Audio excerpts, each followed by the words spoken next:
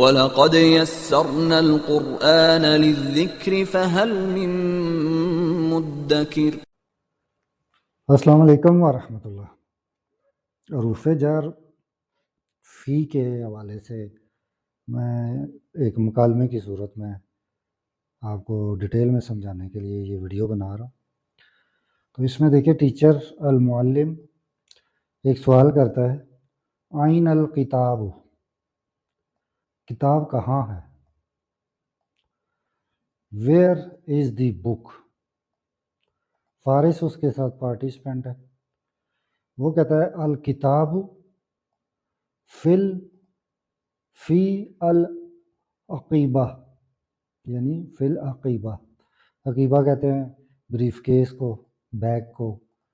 تو فی جو ہے حرف جر ہے، تو جو ابھی ہم نے چیک کیا ہے کہ کوئی بھی ہم جملہ دیکھیں گے تو اس کو ہم کیسے اس کا گرامیٹیکل انالائز کریں گے، نحو کے لحاظ سے گرامیٹیکلی کیسے جانیں گے کہ کون سی چیز کیا ہے۔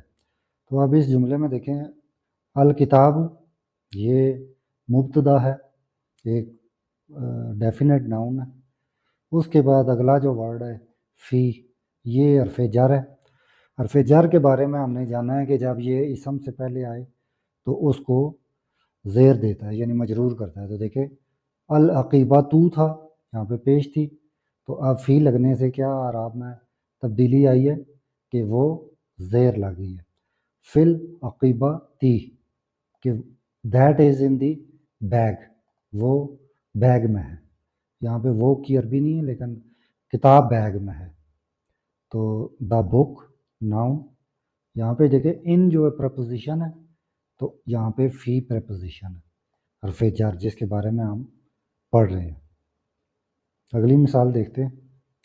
ٹیچر کہتا ہے، آئینہ سلمہ، سلمہ کہاں ہے؟ ویئر از سلمہ؟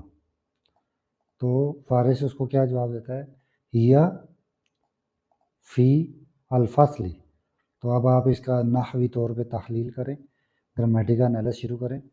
پہلا ورڈ ہے ہیا، یہ جب ہم نے ضمائر پڑھی تھی تو فی میل جو مؤنث واحد غائب اس کے لیے یوز ہوتی ہے، تو ہیا وہ، اب یہ منفصل ضمیر ہے، یعنی کہ ڈیٹیچ جو اپنے طور پہ انڈیپینڈنٹ آتی ہے۔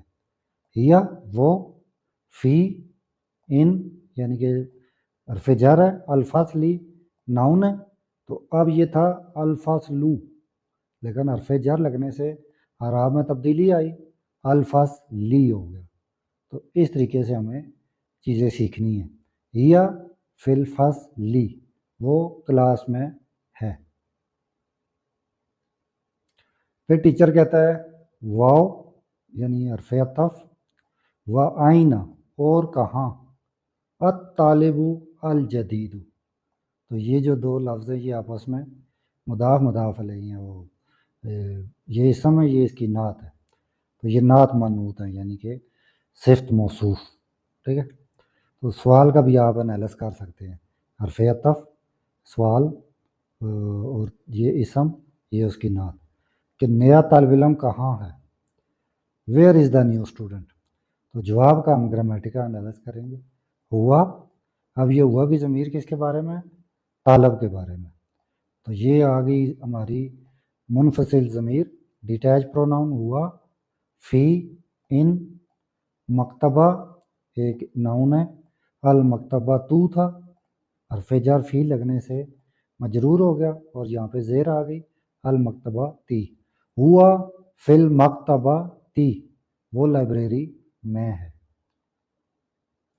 تو اس طریقے سے آپ ہر سینٹینس کو دیکھیں کہ وہ نومینل ہے یعنی اسمیہ ہے، تو اس میں آپ کیا ڈھونڈیں گے، مبتدا خبر، اور اگر وہ فعلیہ ہے تو فعل فاعل مفعول۔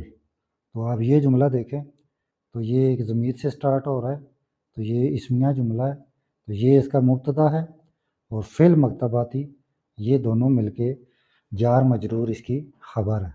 اسی طریقے سے آپ پچھلے سوال کو بھی اگر دیکھیں تو یہ بھی جملہ اسمیہ ہے، یہ اس کا مبتدا ہے، فی الفصل اس کی جار مجرور کے طور پہ خبر ہے۔ اور اس کو دیکھیں الکتاب، تو جو بھی جملہ ناؤن سے سٹارٹ ہو یا پرو ناؤن سے وہ اسمیہ ہوتا ہے، تو پہلا اس کا ہوتا ہے مبتدا، اور باقی اگر پریڈیکیٹ جو بچتا ہے وہ چاہے سنگل ورڈ ہو یا اس طریقے سے ہو یا کوئی چھوٹا سا جملہ ہو، وہ اس کی خبر ہوتا ہے۔ تو یہ کلاس پریپوزیشن فی کے بارے میں تھی۔ انشاءاللہ اب میں باقی پریپوزیشن کے بارے میں ابھی الگ الگ ویڈیوز بناؤں گا تاکہ ایک ہی دفعہ آپ کو ڈیٹیل پتہ چل جائے، تاکہ جب ہم پراپر قرآن مجید یا حدیث یا کسی اور بک کا انالائز کر رہے ہوں تو آپ کو ان کا پتہ ہو، رولز بھی پتہ ہوں اور اعراب کی تبدیلی کا بھی پتہ ہو۔ جزاک اللہ۔